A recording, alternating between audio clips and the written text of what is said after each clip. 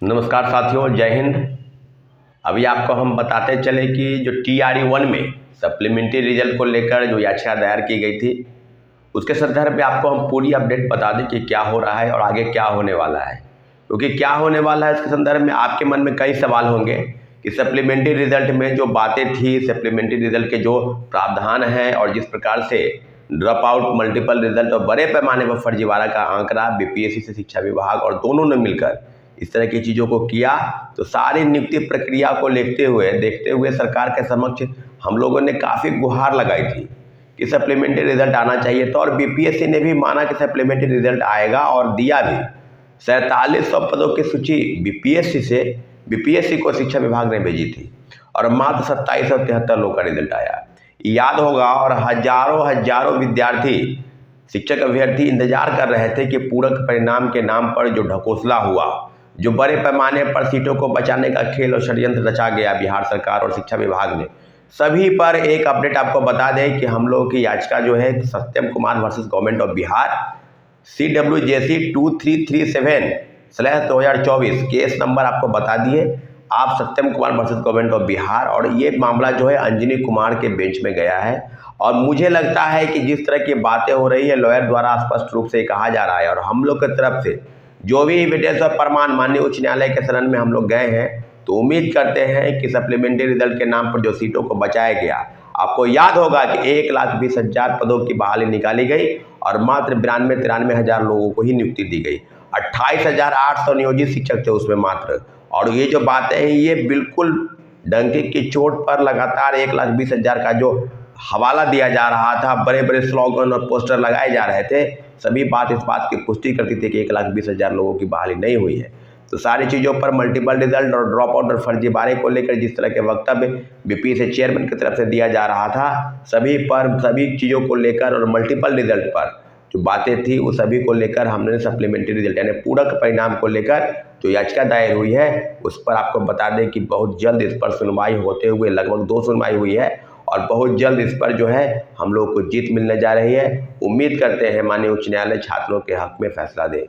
साथियों, TRE-2 के जो पूरक परिणाम को लेकर जो इस तरह से घमासान मचा था, आपको भी याद होगा, और उसके लिए भी कोर्ट केस की तैयारी चल रही है। एक अंतिम बैठक बुलाकर और कोर्ट में केस फाइल हो जाएगा। आपको बताते चले कि पूरक परिणाम पर सरकार की गंभीरता बिल्कुल नगण्य थी और आज महागठबंधन की सरकार होते हुए अब NDA की सरकार है और NDA के तीनों प्रमुख नेता सम्राट चौधरी, विजय सिन्हा, सुशील कुमार मोदी और हजारों कार्यकर्ता और पत्रकार बंधुओं के समक्ष अपनी बातों को रखते थे, सड़क पर भी उतर के मार्च किए। तो हम अब इस बात की पुष्टि कैसे कर ले, कैसे आपको बता दें सप्लीमेंट्री रिजल्ट जो है नहीं आएगा। आज भी कल भी हमारे कई साथी सम्राट चौधरी से मुलाकात करने का प्रयास किए थे, मुलाकात नहीं हो पाई।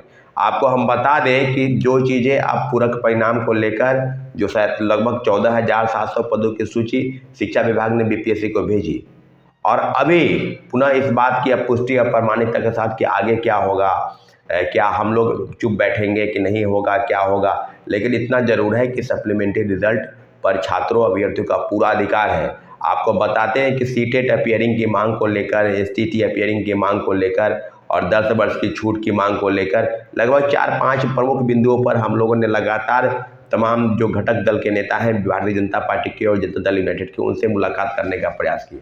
तो साथियों, हुआ कुछ नहीं। लगातार वो लोग आश्वासन देते रहे कि मुख्यमंत्री जी से मुलाकात करेंगे, सप्लीमेंट्री रिजल्ट आने वाला है, आएगा। तो फिर चुप्पी किस बात की है?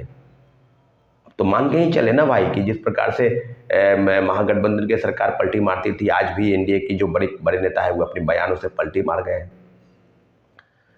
तो उम्मीद अब कहाँ पर है? अब तो यही है ना, शिक्षक अभ्यर्थी बिल्कुल मेरी बातों को ध्यान से सुने कि ऐसा नहीं है कि आप इस चीज़ों को बिल्कुल हटा दें। और आज जो है हम अपने लॉयर से भी मुलाकात करने जा रहे हैं TRE-2 के सप्लीमेंट्री रिजल्ट और एज रिलैक्सेशन के मामले को लेकर कि क्या होने वाला है, क्या अंतिम परिणाम के रूप में वो आएगा। क्योंकि 14,700 पदों की जो सूची को लेकर जो नोटिस शिक्षा विभाग ने BPSC को भेजा, क्या यह ग्राउंड नहीं है? यह पर्याप्त ग्राउंड है। और रिजल्ट की प्रिपेयरिंग की तैयारी भी वो ट्वीट के माध्यम से श्री अतुल प्रसाद जी, जो पूर्व चेयरमैन है BPSC के, उन्हें स्पष्ट कर दिया था कि हम सप्लीमेंट्री रिजल्ट की तैयारी कर रहे हैं।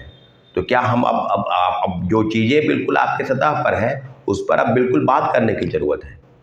तो साथियों, अगली जो बैठक होगी TRE-2 में, जिनका एज खत्म हो गया है, जो तीसरे फेज की बहाली की प्रक्रिया में नहीं बैठने जा रहे हैं, उस सब के लिए एक अंतिम विकल्प के रूप में माननीय उच्च न्यायालय है। इसलिए अगली बैठक जब भी बुलाई जाएगी आपको आना है और उसी के बाद अगले ही दिन हम लोग कोर्ट केस की फाइलिंग की तैयारी करेंगे साथियों। ठीक है साथियों, धन्यवाद, जय हिंद। हमारे चैनल को आपने सब्सक्राइब नहीं किया है तो प्लीज़ सब्सक्राइब कर दें ताकि हमारी बात आप तक पहुंच सके और आपकी समस्या जो है, जितने भी शिक्षक अभ्यर्थी, छात्र अभ्यर्थी, युवा, बेरोजगार, पूरे देश के युवा हैं, उनकी समस्याओं का समाधान हम कर सके, हमको इतनी ताकत मिले। इसलिए आप मेरे चैनल को प्लीज़ सब्सक्राइब कर दें। धन्यवाद, जय हिंद।